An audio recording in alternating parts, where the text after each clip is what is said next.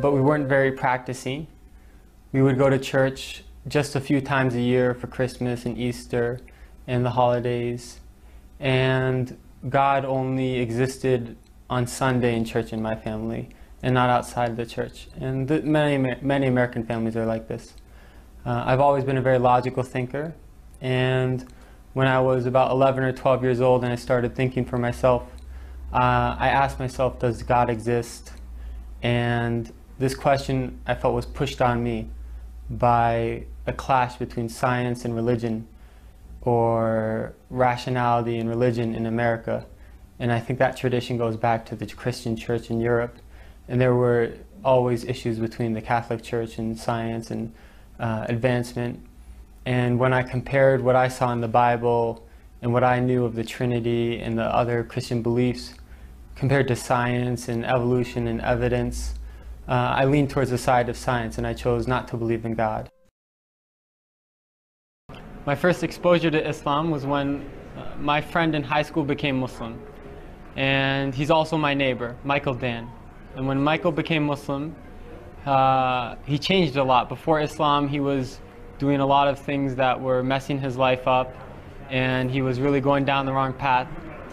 And he became Muslim, and when he was only 15, and he changed, and he left a lot of the things he was doing, he picked up a lot of good habits. And I asked him, what forced you to change? What made you change and become like this? And he explained that he's Muslim now. And at that time, this was before September 11th, people in America really didn't know a lot about Islam. And even today, they don't know a lot. And I asked him, what is Islam? Who are Muslims? And he explained to me about Muslims. And I was surprised that Islam is very close to Christianity and Judaism. And it made a lot of sense to me that there's one God and there's prophets and messengers, but none of the prophets have divinity. Rather, they're just sent by God and they're humans like us. And I didn't really want to become Muslim at that time, but it just made sense to me logically. After a while, I read a book called The Autobiography of Malcolm X. And in that book, I really appreciated the image that Malcolm X presented of Muslims, and I wanted to become Muslim after that. Because I saw in Islam a solution to racism and a lot of other problems in America. But I didn't believe in God. However, I read a passage where Malcolm X said, if you take one step towards God, he takes two towards you.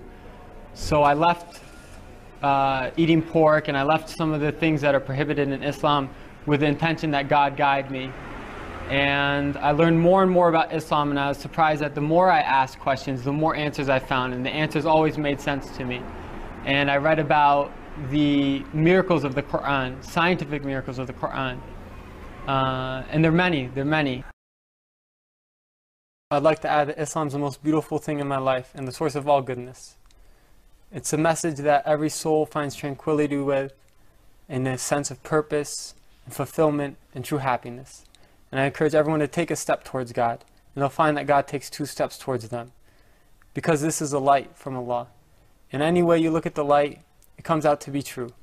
And so if you ask questions and you prefer to look at it from science or from your soul or from people, go whichever way you want, and I'm sure that you will find that this is the message you've always been looking for.